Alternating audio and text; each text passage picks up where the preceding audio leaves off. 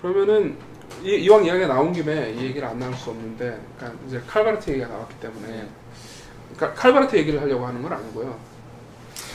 예를 들면은 이제 이 책에서는 로이 존스 목사님 같은 경우 이 복음주의란 무엇인가라는 책인데, 이 책에서는 로이 존스 목사님이 그러니까 칼바르트는 복음주의자가 아니다라고 얘기를 하거든요. 그러면서 이제 C.S. 루이스도 복음주의자가 아니다. 물론 이제 그 둘 다 스스로가 복음주의자라고 강하게 어필한 적도 없기 때문에 사실은 이제 그 말이 맞는 말일 수 있지만은, 그러니까 그 가장 큰 이유가 이제 무오에 관한 것이었거든요. 성경 무오. 둘 다 성경 무오를 받아들이지 않는다. 그렇기 때문에 우리는 무오를 받아들이지 않은 복음주의자로 인정할 수 없다. 이게 이제 로이 존스의 입장이거든요. 근데 이제 사실은 그러니까 이제 질문하고 싶은 건 이거죠. 어쨌든 복음주의라는 말의 핵심적인 요소 중에 하나가 성경주의라면, 복음주의면 필수적으로 무오라는 개념을 받아들여야 하는가? 여기에 대해서 어떻게 생각하십니까? 일단 기본적으로는 그 전제를 어느 정도 가져야 된다고 생각하고요. 물론 네. 이제 무오라는 개념도 굉장히 모호한 개념이라는 건 우리가 다 알고 있고, 그다음에 무오 또는 성경 영감이라는 개념 자체가 네. 굉장히 다양한 형태로 해석될 수 있다는 점에 대해서 일단 전제를 해야 되고, 그다음에 사람들이 그 용어를 쓸 때도 굉장히 다양하게 사용될 수 있다는 점을 그렇죠. 인정을 해야 되겠죠. 이제 그럼에도 불구하고 일단은 이제 가장 중요한 요소는 일단 성경, 그러니까 복음주의라는 그 개념이 나왔을 때, 특히 이제 18세기 이제 부흥운동 당시, 그다음에 19세기, 20세기 넘어가는 그 과정에서 나왔을 때 가장 중요한 그 성경을 우리가 하나님의 말씀을 지켜야 된다고 얘기할 때 가장 그냥 것 중에 하나는 뭐냐면, 결국에는 세상에서 이제 존재하는 그러니까 하나님에 대한 지식 또는 이제 구원 얻는 지식에 대해서 소위 특별 계시라는 측면에서 그런 정보를 세상에 전해줄 수 있는 유일한 소스가 성경이라는 것이 굉장히 중요하기 때문에, 그 이외에 어떤 것도 우리가 그런 그 종의 소스를 찾을 수 없기 때문에, 그런 점에서 성경이 우리에게 소위 말해서 이제 구원을 얻는 길과 우리가 살아가야 할 삶의 어떤 방향성과 이런 것들을, 그러니까 우리의 신앙과 삶의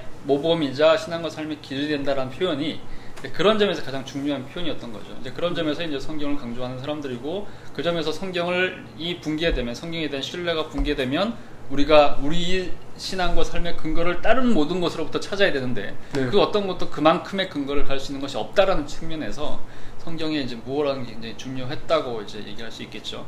그런 점에서 이제 성경이 이제 하나님의 말씀이라는 사실, 그러므로 하나님 자체가 오류가 없기 때문에 하나님께서 이제 계시로 주신 하나님의 말씀인 성경 자체가 오류가 없다라고 이제 기본적으로 고백하는 것이 이제 가장 중요한 복음주의의 신조라고 저는 일단 1순위라고 저는 개인적으로 일단 믿긴 하고요. 물론 이제 거기에 대해서 이제 그 무오의 개념이 도대체 무엇이냐라고 얘기하는 것에 대해서는 다양한 입장적 논의는 분명히 가능하다고 개인적으로 생각을 하긴 합니다. 예를 들면 저는 이런 식으로 생각하긴 하는데, 이런 거죠. 우리가 하나님에 대해서 우리가 이제 이야기를 할 때, 하나님에 대해서 성경에서 하나님에 대해서 얘기를 한다라고 얘기했을 때, 결국 우리는 하나님에 대해서 정확하게 알 수 없단 말이죠. 우리가 갖고 있는 지식의 한계로는, 그죠?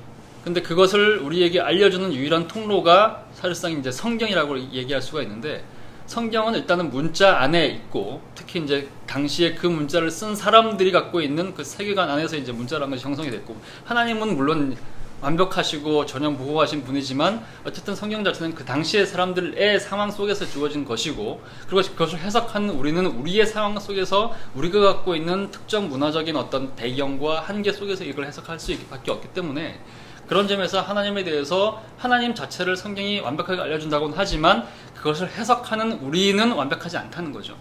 그런 점에서 성경을 해석하는 사람들의 다양한 다른 이해에 대해서 부분적으로 열려 있어야 된다는 그런 종류의 입장. 그거를 성경은 무오하지만 받아들이는 사람이 무오하지 않기 때문에, 받아들이는 사람이 성경 무오를 믿으려면 이런 것들을 믿어야 한다라는 것이 무오하지 않을 수 있다, 이렇게 받아들여도 되겠습니까? 아니요. 기본적으로 성경을 무오하다고 얘기하는 거에 대해서는 이제 이해 이제 근본적인 큰 무리가 없는데, 예를 들면 이제 성경을 이해하면서 특정 성경 구조로 해서 특정 어떤 교리를 형성하는 과정에서 소위 이제 그런 점에서 이제 말하자면 이제 소위 이제 개혁주의나 또는 루터파 같은 소위 정통주의라는 개념에서 봤을 때는 이것을 일반적으로, 물론 이제 소위 이제 정통파에 속한 사람들이 교리와 성경 자체가 똑같다고 얘기한다거나, 또 이제 교리 자체가 성경이다라고 이꼬로 이렇게 얘기하거나, 그러므로 성경은 무료하기 때문에 교리가 무효하다라고 얘기하지는 않겠지만, 그런 사람들이 그렇게는 않지만 결국에는 이제 자기네 어떤 교파의 신조와 소위 신조주의적 또는 이제 고백주의적인 입장으로 따르다 보면 그 자체를 거의 절대화하게 되는 성향들이 굉장히 많이 나타나게 되잖아요, 그죠? 근데 그런 점에서 성경 자체의 무호성과 그 성경을 해석해서 우리에게 교리화시키는 과정에서의 무호성은 차이가 있을 수 있다는 얘기를 하는 겁니다.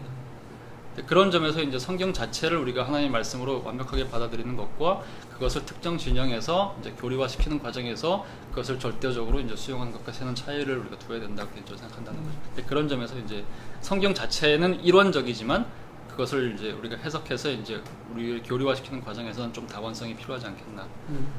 그게 사실상 복음주의가 어떤 면에서는 이제 다른 종류의 여러 가지 교파들의 가장 핵심적인 요소를 제외한다고 한다면 네. 이제 몇 가지 이제 다른 종류의 해석상의 차이들을 인정하고 공존할 수 있는 가장 유일한 길이 아닐까라고 개인적으로 생각을 하는 거죠.